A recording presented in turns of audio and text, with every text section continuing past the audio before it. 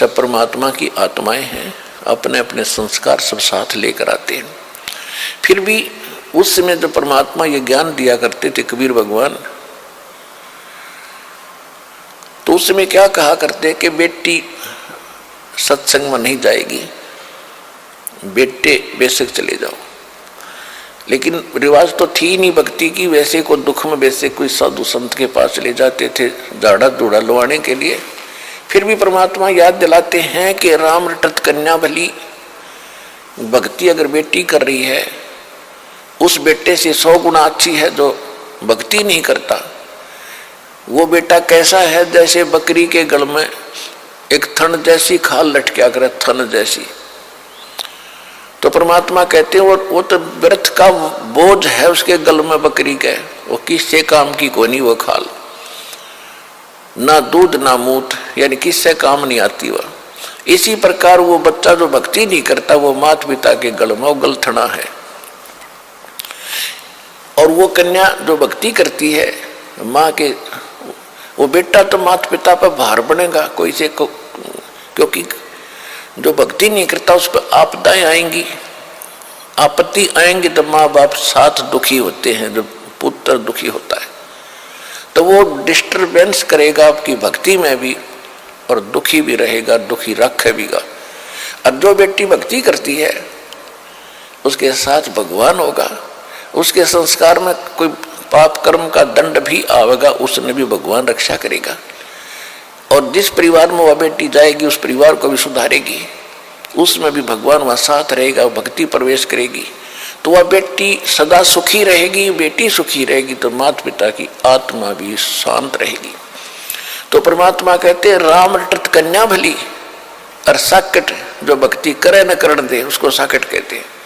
वो साकट भला न पूत, जैसे बकरी के गल में गलथना जिसमें दूध न मूत, वो किसी काम का नहीं वो बेटा जो भक्ति नहीं करता। फिर परमात्मा कहते हैं जिव्या तो वाहे भली, जो रटे हरि नाम, नहीं तो काट के फेंक दियो, ये मुख में बलो न चाम। इस जिव्या का कितना योगदान है हमारे लिए, यानी खारा मीठा चाखे, खाना खाने में सहयोग देती है। तो परमात्मा कहते हैं यदि इस जुबान से, इस जिह्वा से परमात्मा का नाम और परमात्मा की महिमा नहीं बोली जाती तो इससे अच्छा तो इसने निकाल कर काट कर फेंक दे वो बढ़िया, क्योंकि मुख को सबसे पवित्र अंग माना जाता है। और ऐसे पवित्र अंग में कहते इस चाम की कति जरूरत नहीं जीभ की। अपने आत्माओं ये सोच लेना परमात्मा क्या संकेत कर रहे हैं कि मनुष्य जीवन कितना कीमती है और इसमें भगवान की भक्ति कितनी आवश्यक है। यदि भक्ति नहीं करता तो इस जुबान से कोई तगड़ा है, ताकतवर है, गरीब को कोई ऐसा वचन कुवचन बोल देगा उसकी आत्मा रोती रहेगी, क्योंकि उसका संघर्ष तो कर नहीं सकता, ताकतवर है तो उसकी आत्मा दुखा दी, उस जीव रूपी तलवार ने उसका अटैक कर दिया, या किसी की निंदा करके लड़ाई करवाओगा, या किसी की गलत गवाही देकर पाप का भागी बनेगा। तो कहते इससे अच्छा तो भगवान या जीव कट जा जो भक्ति नहीं करते, तो भी कुछ पाप से बचे रहेंगे। तो इससे समझना भगवान हमें क्या संदेश देना चाहते हैं।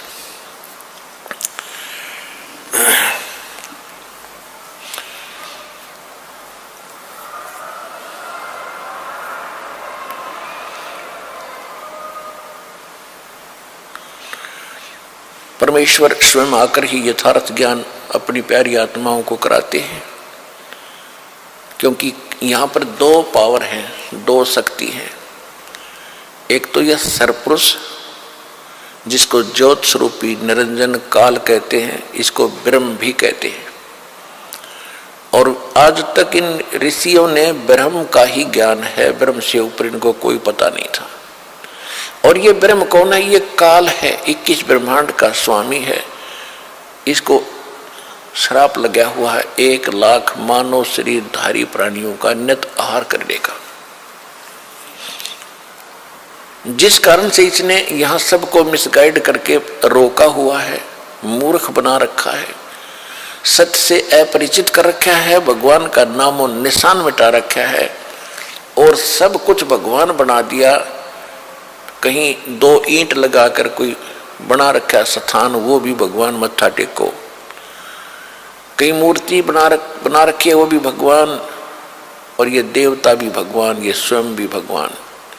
इनमें से कोई सा भी परमात्मा नहीं है। 21 ब्रह्मांड के अंदर जितने देव हैं ये परमात्मा नहीं है।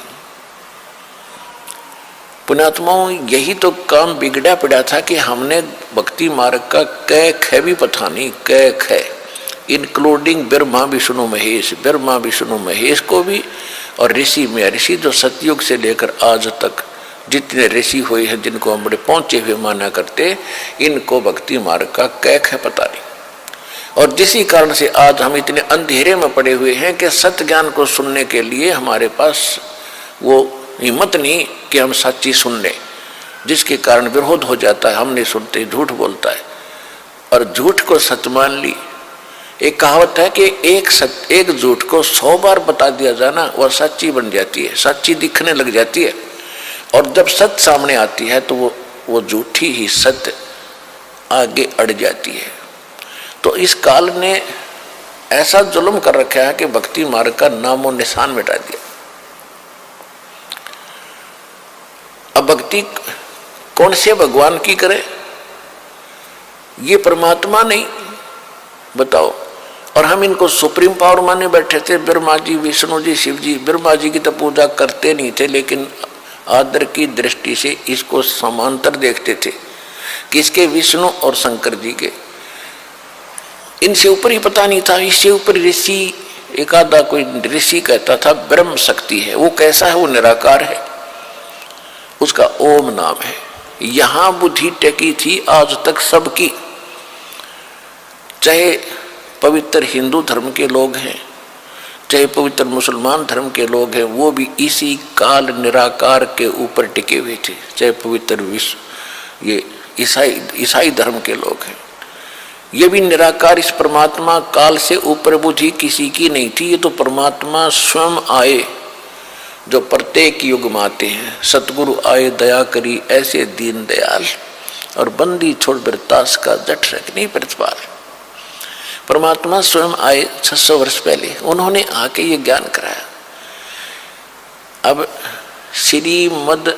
श्री देवी पुराण के अंदर सचित्र मोटा टाइप गीता प्रेस गोरखपुर से प्रकाशित केवल हिंदी में 414 पृष्ठ पे ये लिखा हुआ है कि कलयुग सतयुग के ब्राह्मण वेद के पूरे विद्वान होते थे और वो दुर्गा की पूजा करते थे। तो खाक विद्वान थे। वेदों में कहीं दुर्गा की पूजा का नामो निशान है? चारों वेदों का सारांश श्रीमद् भगवत गीता है। श्रीमद् भगवत गीता में दिखा दो कि रामकृष्ण की पूजा का जिक्र हो या दुर्गा की पूजा का कहीं भी वर्णन हो। तो ये खाक विद्वान थे, पढ़ने वेद और बकवाद ज्ञान बकवाद बतावें और वही बकवाद खुद करें। वेद पढ़े पर वेद न जाने, ये बातें पुराने 18। ये पत्थर की पूजा करेंगे, भूल गए सृजनहारा। देवी पुराण में लिखा है कि सतयुग के ब्राह्मण वेद के पूर्ण विद्वान होते थे और दुर्गा की पूजा करते थे। गांव गांव में मंदिर बन जाए दुर्गा का, उनकी यह खास आस्था होती थी। तो मूर्ति पूजा का लठी नन गढ़वा रखे नकलिया ने। वेद पढ़े और बकवाद अपनी गढ़िया करते, अपना दंत कथा लोक वेद बना के वो काल के जाल में सबको फंसा रखा था। अब श्रीमद् भगवत गीता अध्याय नंबर 16 में, अध्याय नंबर 15 के श्लोक नंबर 16 और 17 में कति निर्णय कर दिया क्षर पुरुष और अक्षर पुरुष। दो पुरुष हैं। पुरुष माने प्रभु, भगवान, मालिक। क्षर पुरुष इसको ब्रह्म को कहते हैं, ज्योत निरंजन काल को कहते हैं। जो ब्रह्मा विष्णु महेश का पिता और दुर्गा का पति है, 21 ब्रह्मांड का मालिक है, 21 ब्रह्मांड का स्वामी है, पुरुष है। और दूसरा अक्षर पुरुष, ये 7 संग ब्रह्मांड का स्वामी है। इतना ही मालिक है, इतना ही पुरुष है, इतना ही भगवान है। और इनके दोनों के लोक में ये स्वयं भी जितने प्राणी हैं ये सब नाशवान है। जीवात्मा किसी की नहीं मरती, ये तो कुत्ते गधे की भी नहीं मरती, वो तो विषय अलग है। फिर उसमें 15वें अध्याय के गीता के 17वें श्लोक में निर्णय दे दिया कि उत्तम पुरुष है तो अन्य परमात्मा इति उदाहरत है। और ये लोग term अवश्य विवर्ती अवैश्वर है। तीसरे 17वें श्लोक में कहा है कि उत्तम पुरुष यानी श्रेष्ठ भगवान, श्रेष्ठ परमात्मा, श्रेष्ठ प्रभु तो इन दोनों से सरपुरुष और अक्षर पुरुष से कोई दूसरा ही है। और उसको परमात्मा कहते हैं, परमात्मा इति उदाहरते, उसको परमात्मा कहते हैं। परमात्मा का अर्थ है दुख ना दे सुख ही दे। तो सतलोक के अंदर जहां से हम आए थे और जहां की हम अब प्रयत्न कर रहे हैं जाने की, जहां को हम जाने की प्रेरणा कर रहे हैं, वहां दुख नहीं है, वहां मृत्यु नहीं है, वहां वर्धावस्था नहीं है, किसी भी प्रकार का किसी वस्तु का अभाव नहीं है। तो कहने का भाव ये है कि उसमें लिखा है कि उत्तम पुरुष यानी पुरुषोत्तम, पुरुषोत्तम तो कोई और है, श्रेष्ठ भगवान को पुरुषोत्तम का, और उसी को परमात्मा कहा जाता है। और तो परमात्मा भी को नहीं, परमात्मा का अर्थ है श्रेष्ठ आत्मा जो केवल सुख दे, दुख ना दे किसी को। फिर और जो तीनों लोकों में प्रवेश करके सबका धारण पोषण करता है। एक लोक तो हो गया 21 ब्रह्मांड का अक्षेत्र सरपुरुष का, दूसरा लोक हो गया अक्षर पुरुष का 7 संग ब्रह्मांड का क्षेत्र, और तीसरा लोक है सतलोक। और ऊपर के जितने 4 लोक हैं ऊपर, सतलोक, अलखलोक, अगम और अनामी अकेलोक, वो चारों मिलकर एक लोक कहलाता है, अविनाशी लोक है वो सारा। तो इस तीनों लोकों में प्रवेश करके जो सबका धारण पोषण करता है वही पूर्ण परमात्मा है। और जब हम एक ब्रह्मांड की बात करेंगे तो 3 लोक ये अलग हो जाते हैं, पृथ्वी लोक, पाताल लोक और स्वर्ग लोक। ये लोक तो एक लोक, एक मतलब ब्रह्मांड के अंदर ये भी लोक कहलाते हैं। तो जो प्रसंग चल रहा है उसी पर आते हैं। तो इसमें 15वें अध्याय के 17वें श्लोक में कहा है कि वो वास्तव में अविनाशी परमात्मा है, और भगवान उसी को परमात्मा कहते हैं, और तो परमात्मा भी नहीं है। श्री शिव पुराण के अंदर रुद्र संहिता में, रुद्र संहिता के अंदर यो काल जो है ब्रह्मा विष्णु महेश का आपस में झगड़ा हो गया इस बात पे। भ्रमित होकर ब्रह्मा जी कहते हैं कि मैं सबका रचयिता हूं, मैं सबका उत्पत्ति करता हूं। और भ्रमित होकर विष्णु जी को ये भ्रम है कि मेरी नाभि कमल से विष्णु ब्रह्मा जी की उत्पत्ति हुई। और कुछ ऋषि जो साधना किया करते थे समाधि दशा के अंदर, ये काल क्या छल करता है कि अपने वास्तविक रूप में इसने नहीं दिखना, किसी को प्रतिज्ञा कर रखी है। इसलिए अपने पुत्रों के रूप में, किसी को ब्रह्मा जी के रूप में, किसी को विष्णु जी के रूप में, किसी को शिव जी के रूप में साधना काल में दर्शन दे देता है। जिसको ब्रह्मा के रूप में दर्शन दिए तो उसने सब जगह गुण गा दिए कि ब्रह्मा जी प्रजापिता हैं, यही खुद मालिक है, मैंने समाधि में देखा। इससे ब्रह्मा जी की महिमा होगी। किसी को विष्णु जी के रूप में दर्शन दे दी साधना में तो उसने विष्णु जी को भगवान बता दिया। 10-20 को विष्णु जी के रूप में दर्शन दे दिए, 10-20 को ब्रह्मा जी के रूप में, 10-20 ऋषियों को दे दिए शंकर भगवान के रूप में। तो इन सभी ने अलग अलग इन्हीं देवताओं को सुप्रीम पावर मान लिया गलती से। और ये है काल भगवान जो छल छिद्र छल करता है इनके साथ, सच से परिचित नहीं होने देता किसी को। आज तक ब्रह्मा विष्णु महेश को पता नहीं हमारा बाप कौन है। ये तो परमात्मा ने आके बताया कि इनके माता पिता कौन कौन है।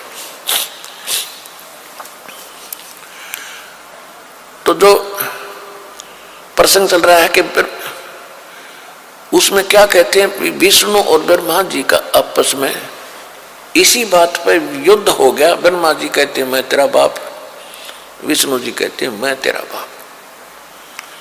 जब इन दोनों का युद्ध हो गया तो बीच में इसने, काल ने एक स्तंभ खड़ा कर दिया तेजों में। फिर ये लड़ना तो भूल गए, उसके और छोर को खोजने लगे। लंबी कहानी है, लेकिन उसी समय वो प्रकट हो गया वहां पर शंकर भगवान अपने पुत्र शंकर के रूप में। इन दोनों को समझाता है कि तुमने गलती से अपने आप को भगवान मान लिया, यू आर नॉट गॉड, तुम ईश नहीं हो। ये क्या कहता है, ये सब मेरा है, मैं यहाँ का ईश्वर हूं। तो यहाँ सूक्ष्म वेद में परमात्मा ने निर्णय दिया है कि मुल्ला माया जग में, मुल्ला माया मग में बैठी, मग माने रास्ते में, और हंसा चुन चुन खाई, ये ज्योत स्वरूपी कहे निरंजन मैं ही करता भाई। एक न करता दो ना करता नौ ठहराई भाई, और 10वां भी धुंधर में मिल जा सत्य कबीर दुहाई। गरीबदास जी को जो ज्ञान प्राप्त हुआ, भगवान को देखा जाना, उसके पश्चात अपनी अमृतवाणी में कहा है कि ये ज्योत स्वरूपी यो काल कहता मैं ही परमात्मा हूं, और एक न करता दो ना करता 9 बना दिए भाई। 9 तो जा लिए इनके उछल कूद मचा के, और 10वां भी ऐसे ही चला जाएगा, मृत्यु को प्राप्त होगा। एक सत कबीर दुहाई कि केवल एक कबीर परमात्मा जो है ये है अविनाशी परमात्मा, ये परमात्मा नहीं है। ये ब्रह्मा विष्णु महेश को तो ज्योति निरंजन ही रिजेक्ट करता है कि तुम परमात्मा नहीं हो, तुम भगवान मालिक नहीं हो। तो हमारी बुद्धि कहाँ थी, और हमारे ऋषि मुनियों की, आचार्य शंकराचार्यों की बुद्धि कहाँ थी, और हमारे सदग्रंथ क्या बताते हैं। सदग्रंथ हमारे सिलेबस है, अध्यात्म मार्ग का सिलेबस है, पाठ्यक्रम की बुक है। और जो टीचर पाठ्यक्रम की किताबों से अलग बकवाद पढ़ा रहा है तो टीचर ठीक नहीं, विद्यार्थियों का नाशक है। तो आज तक जितने धर्मगुरु हमारे हुए हैं वो हमारे सदग्रंथों से भी परिचित नहीं थे। उन्होंने हमारे दादे परदादों को भूत बना दिया, आप भी नरक में गए और अपने भक्तों को भी साथ डुबो दिया।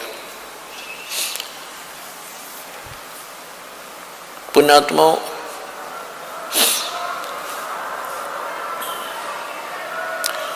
सौभाग्य आपका, धन है आपके माता पिता जिनसे जन्म हुआ। आप कोई छोटी किस्मत वाले नहीं हो जो आज मनुष्य जीवन प्राप्त है जिनको, लेकिन दुर्भाग्य उनका जो इस असली वस्तु को छोड़कर नकलियों पर सारा जीवन नष्ट कर रहे हैं। सारा दिन एक पेट के लिए, कोठी बंगले के लिए, एक दूसरे को छलने के लिए, ठगने के लिए सारा दिन कव्वे की तरह दृष्टि रखता प्राणी।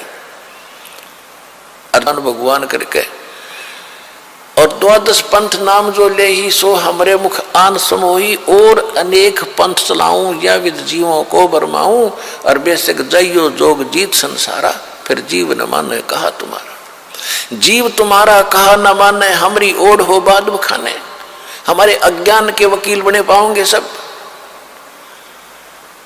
तब परमात्मा ने कहा था कि यो काम मेरा है, तू अपना करना, मैं अपना करूंगा। फिर इसने कहा था कि भगवान जबरदस्ती ना करिए। चौथे युग में, कोई से भी युग में अपना ज्ञान देना, आपके ज्ञान को जो स्वीकार करे आपका, और मेरे ज्ञान को स्वीकार करे वो मेरा। आहार मेरे जाल में फंसा रहे। परमात्मा ने पता था कि जब तक मेरा ज्ञान ही नहीं ग्रहण करेंगे तो वो मेरे होंगे कैसे। तो परमात्मा ने कहा था ठीक है, मैं ज्ञान ही देकर अपने बच्चों को अपने पास अपनी शरण में लूंगा। तो क्या कहा भगवान ने कि चौथा युग जब कलयुग आई तब हम अपना अंश पठाई, और काल फंद छूटे नरलोई।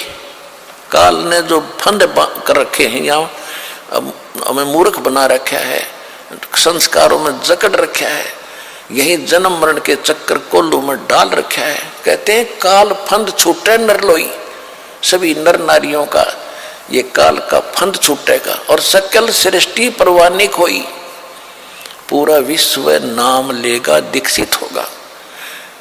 धर्मदास जी को 600 वर्ष पहले परमात्मा बता रहे थे, धर्मदास जी लिख रहे थे।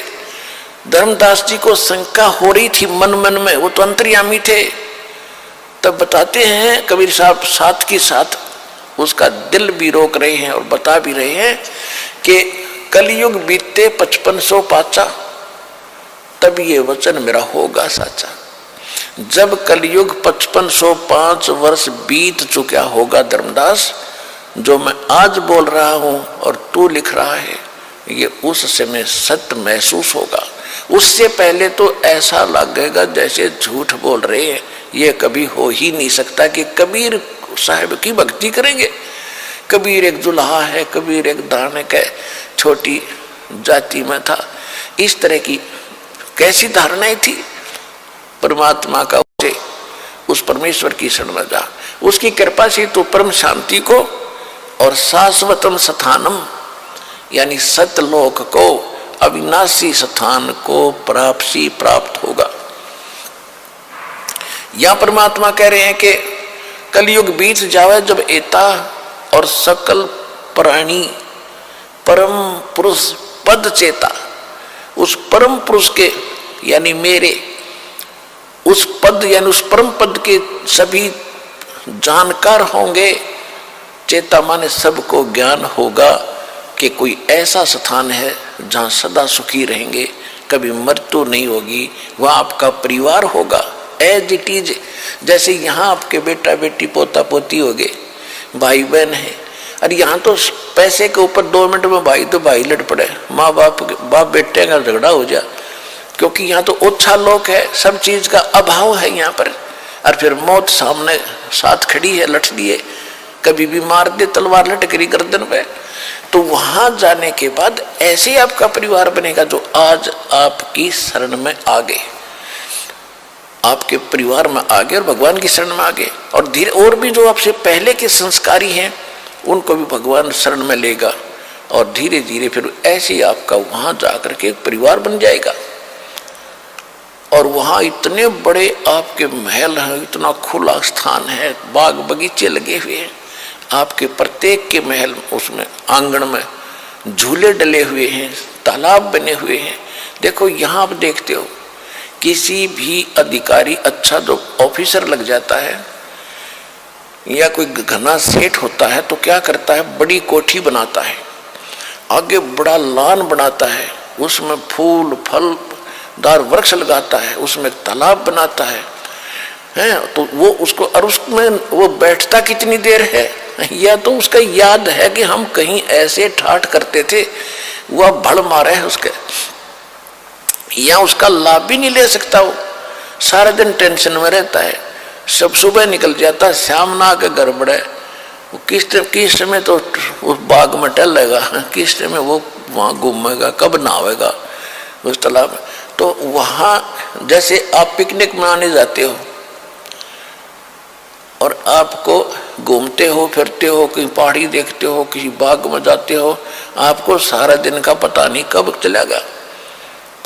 इसी प्रकार सतलोक के अंदर ऐसे ठाठ हैं और वहाँ कोई काम नहीं। जैसे ही बाप को बैठों को भोजन मिले, कभी आके खा जियो भाई, और कितना घूमो फिरो, खेलो कूदो, चाहे ताश खेलो, तो कितना आनंद आओ, आपने कहने की जरूरत नहीं। तो वहाँ ये है एक स्कूल विद्यालय है, आप इस विद्यालय में लाग गए वो काम करना जो यहाँ नहीं करना चाहिए था, ताश खेलना है, गुट्टी ये नाचना कूदना है और बकवादों में बातों में ध्यान लगाना नहीं। ये यहाँ पढ़ाई पढ़ो और इस पढ़ाई को पढ़कर तुम सतलोक जाओगे, वहाँ ये सारे सुख मिलेंगे आपने। वहाँ नाचियो गाइयो, किसी तरह ठाठ से रहियो, वह मौत तो है को नहीं। यहाँ एक तरफ डांस कर रहे हैं, एक विवाह का दृश्य देखा, कलेजे में रखा उस दिन का दास के। सुबह पहले दिन वो नाच रहे थे, डीजे बजा रहे थे, छोरे का लड़के का ब्याह था। अगले दिन बारात गई, दुर्घटना होगी, दुल्हा भी मारा गया, और दुल्हे की कार में खासकर वह बैठा करें जो विशेष वीआईपी गेस्ट होते हैं, यानी बहनों के बटेऊ, वो भी साथ मर गए। 2-3 बहन विधवा होगी और आप मारा गया। अब डांस करके दिखाओ जो पहले दिन नाच रहे थे इसी गंदे लोक में। और हम क्या कर रहे हैं, यहाँ तो रो रो के टाइम पास करना चाहिए अपने मालिक को 100 याद करके और भक्ति करके वहां नाचियो कूदियो। कोई मृत्यु नहीं हो, ना कोई विकार है, ना अभाव किसी वस्तु का। भाई जो गुरु बचन पे डट गे रकट गे फंद 84 के, वस्तु मिली ठोर की ठोर मिट गी मन पापी की दौड़।